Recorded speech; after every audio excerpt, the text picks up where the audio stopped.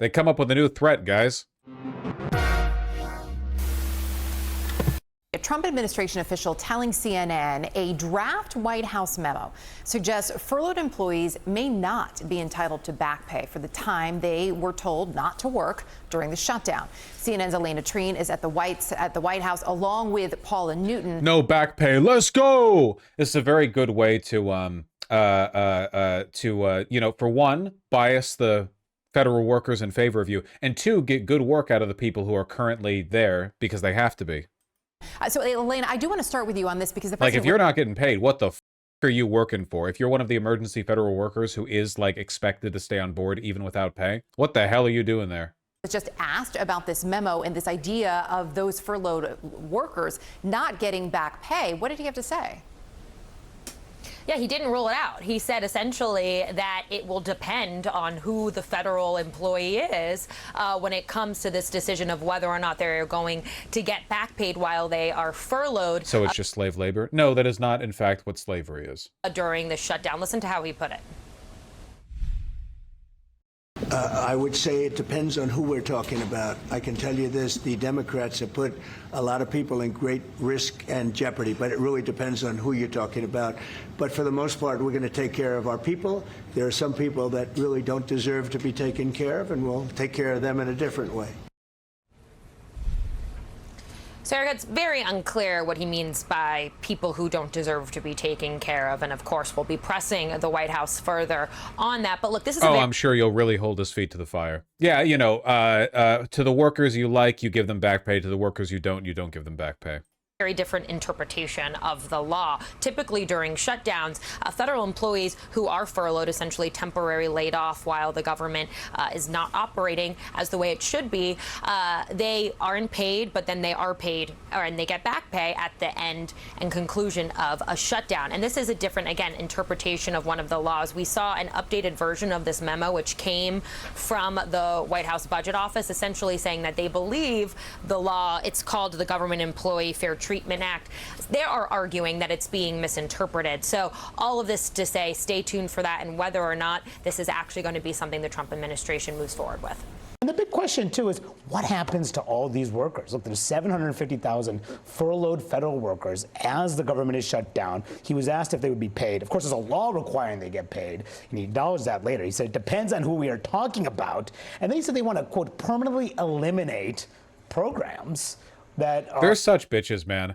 Remember Trump posting that "Here Comes the Reaper" vote clip, and then, like, nobody's been fired? They were just bluffing again. They're always lying all the time. Total bullshit. And now they're desperately trying to turn up the heat by threatening not to do back pay, but everyone's blaming the Republicans anyway. Like, their goal here was to force the government to shut down and to make people hate Democrats for it. And despite every effort on their part, it's just not working. People still are blaming the Republicans for this. So please, turn it up. Make people miserable. He didn't say which ones, but amid the shutdown, this is the threat, and he's ratcheting it up. Yeah, now there's a twofold threat, right? The first threat was we're going to eliminate these programs, which means mass layoffs. We know that OMB Director Russell Vought had presented him with a list of various agencies and programs that weren't, quote unquote, aligned with this administration. That's where the layoffs would come from. We've been hearing this threat from the White House, from Caroline Leavitt at the podium, as well as from President Trump now for days. Now they've escalated to a new threat. The new threat is that these federal workers might not get their back pay if he chooses not to give it to them. Now, how that would even work seems completely suspect, right? You're looking at a huge pool of federal workers. He wouldn't give any ideas of who might get back pay and who wouldn't. How you would parse out exactly giving money back to certain areas and not to certain areas. That seems Bosch, I know you've been AOC skeptical, but she's been good at messaging so far. Yeah, AOC is typically good when it comes to messaging on the Republicans. I just think she needs to be harder on the Democrats. And also, the way she reacted after criticism for her vote on Iron Dome funding was, as it always has been, unacceptable. There's no justification for voting for the Iron Dome funding. a very complicated thing, but it certainly is a threat now that they're making as they continue to try and needle these Democrats. Well, you know, Trump kept saying that the Democrats don't have anything to lose, and it seems like he keeps like giving them reasons to feel that way. Like, number one, he was already letting a lot of people go, and now he's saying he's going to do more of that. He already wasn't adhering to the funding, you know, bills that had already been passed because he's cutting programs left and right without Congress's input. So the question is, well, what do we have to lose? You're going to keep doing this anyway. And also, Democrats right now, they are on the winning side of the shutdown, right? Like no one wins. So far, that seems to be the case. Yeah, I'm surprised it's not working out in the Republicans' favor. I honestly, I really just think it's really, really, really difficult to get people to blame the Democrats for this when your entire opening line in this presidency was slash and burn. Like, you were coming out the gate screaming, we're firing all the workers. We don't give a about your feelings. We're cutting the government. We're running it lean. Like, they f themselves with the branding here. Even for Republicans. Like, you know, it's not just like a partisan thing.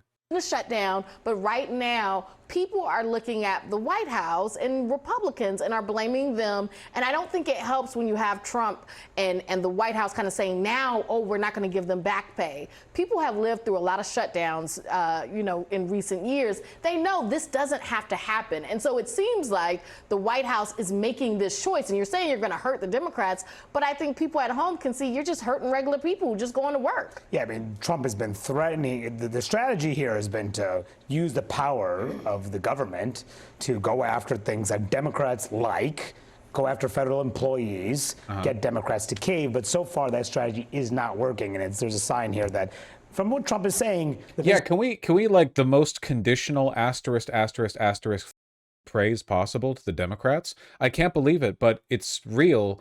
They actually haven't folded. So far, Schumer and Jeffries have not folded, and it's working. I'm surprised. I'm sure that when the Republicans start to actually negotiate and compromise, they will accept a compromise solution, and I think that's pussy shit, but I guess I just expected less of them, as I will continue to in the future. I want to make it clear, I am not adjusting my priors in any way, shape, or form here, okay? It's going to go on for a while, the shutdown. Certainly, and look, last week at the beginning of the shutdown, we had announcements from Russell Vought that he was canceling green energy projects in blue states that had voted for Kamala Harris. And Trump just said they were going to, quote, permanently eliminate programs. He canceled funding for projects in New York to try to put pressure on Chuck Schumer and Hakeem Jeffries, both from New York. There have been no further announcements of other things like that. But what Trump, he also said when he was they were going to cut those New York programs anyway. About which workers might not get their pay, said the ones who deserve it might not get it, right? So look, this is a selective enforcement of the cuts and a selective look at where they're going to be taking money from. It is very clearly politicized and very clearly targeted at Democrats, but as much as I think your point is right, we can talk about this as part of the big battle, but these are people who are now out of jobs. Don't worry, the moment Dems discover the TikTok cat brain rot can give them real political leverage, I'm sure they'll be vigilant. Genuinely, didn't that cat brain rot video, can somebody find it for me, did that not get a bunch of views on like Instagram and stuff and TikTok? I know it didn't do great on Twitter, but I believe it actually did get a lot of attention. Listen, we are in a brain rot era. I do not care if the Democrats have to get their point across. I have right now, forgive me, a very, very, very low opinion of the average American. Shockingly low. Like my faith in the concept of democracy is teetering on the brink right now. Whether or not materially the conditions are present for democracy to function as a system, this is like actually up in the air in my head, all right? If we need to do the brain rot, TikTok, whatever, to reach people, look, brain rot is nothing compared to what they have. Nothing compared to what they do. It's not even remotely comparable. Oh, yeah, there you go. Republican and Democrat kiddies cannot agree on what should be funded. Democrat kiddies want you to have health care. Republican kiddies do not. Republican kiddies control the Senate, House, and the White House, so they're using that to cut your health care and give money to billionaires. Democrat kitty tries to negotiate, but Republican kitty keeps running away. He has a vacation to get to. Uh-oh, suddenly the money you pay for your health insurance has tripled. Thanks, Republicans. It's not really inaccurate, you know. It's more nuanced than this, but fundamentally it's essentially true. Yeah, you know. In that respect, it's better than anything Republicans can make. It does look like they're sweating a bit. Hold on, Mike Johnson. It is true that in previous shutdowns, many or most of them have been paid for the time that they were furloughed. But there is new legal analysis. I don't know the details. I just saw a headline this morning. I'm not read in on it, and I haven't spoken to the White House about it. But there are some legal analysts who are saying that that may not be appropriate or necessary in terms of the law requiring that back pay be provided. So I'm sure that'll be there will be a lot of discussion about that. But there are legal analysts who think that that is not something that government should do. That He sounds really weak here. This is a really, really, really bad way of framing this. Oh, sorry guys, like, yeah, I don't know. I guess we might have to, like, not do back pay. I guess you're just going to be out money. Like, you're just going to have a hard time making bills. Yeah, sorry. Thanks to us and our party, like, nearly 1 million federal workers are just going to have to, you know, borrow money from a relative or something. Like, Jesus. So they created a red herring. A red herring is a distraction. They decided that they would pick a fight on health care. Well, let me look right into the camera and tell you very clearly, Republicans are the ones concerned about health care. Republicans are the party working around the clock every day to fix health care. This is not talking points for us. We've done it. A big part of the One Big Beautiful... Somebody has clearly talked to him and informed him that a majority of voters are blaming Republicans for this. Beautiful bill, the Working Families Tax Cut, was to fix health care. Health care is broken in America. It's too expensive. The quality of care needs to rise. We need more access for more people, and we have lots of ideas to do that. But that issue is for debate in the next 3 months. It always was. We have members working on that. We got to take their lessons, man. Every time the Democrats made a mistake, Republicans would drive the knife in and twist it for as long as they could get away with, you know? They're still using Big Red in their damn YouTube thumbnails. Not that that was a Democrat mistake or anything, just, you know, they don't let it go. The Republicans f***ed up here. They forced a shutdown and refused to negotiate, and people blame them for it. And now it's like the Democrats are the ones who get to decide how much this is going to hurt Republicans. If Democrats immediately capitulate, like if they capitulated basically before the shutdown even began, Republicans only gain. Now, this still looks pretty bad for them. Another week, another 2. Please keep talking about how you're not going to give back pay to furloughed workers. I'm sure when the entire federal workforce comes back in, they're going to be delighted by their forced 3 weeks of missing income. You know, that's really gonna help in this economy. Please, no, take credit for it. Own up to it. Talk about it. We've all seen the videos where you gleefully talk about firing people. You know, how can this end as a W for Democrats? Right now, it already is. Right now, even if the shutdown ended this very moment, this is a win for Democrats. The Republicans f***ed this up. This was a huge mistake on their part. They made it too obvious that this is their fault, which it is. Just got to build on it. But how can Dems fumble this? At this point, I think it will always be a net win for Democrats. I think that the Democrats could make the landing worse for them if they capitulate in a really embarrassing or public way, or, God forbid, if they take shared ownership over the shutdown. Like, for some reason, Schumer goes out there and says, like, you know, Republicans and I couldn't get along, therefore... Even if he did that, I still think more people would blame the Republicans, but that would be, like, the worst thing he could do, I think. So I'm in a swing district. We have other members in swing districts. We took the hard votes on reconciliation. We've been beat to crap over what we did on Medicaid. You know, because you all have seen it. Bernie Sanders came here in February to attack me. Pete Buttigieg has been here to attack me. They've been on broadcast. They've been on radio. There are billboards all across the district. They have had fake town halls all over. Even now, you know, Barton and Cedar Rapids Gazette. When's Miller Meek's going to hold the town hall? When hell freezes over. You know, I don't have to hold a town hall so you can come and yell at me. You can yell at me at the county fair, and you did. And you did. It is insane how much these people hate their constituents, dude.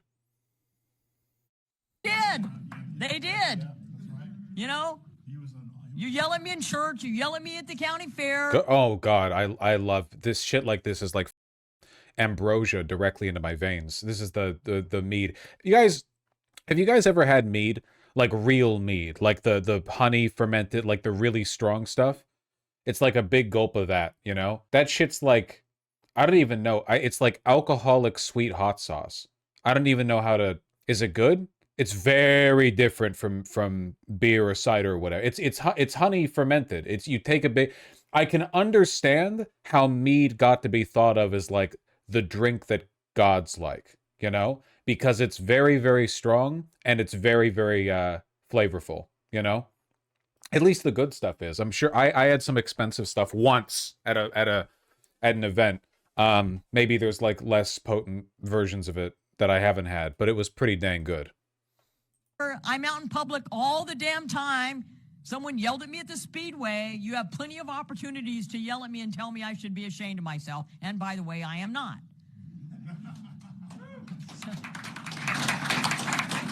They're clapping for this. They're clapping for this. I hate my voters. I don't want to go outside because they might see me and throw rocks at me. Like hell, I'll do a town hall. I hate them. I hate them. I hate them. Okay.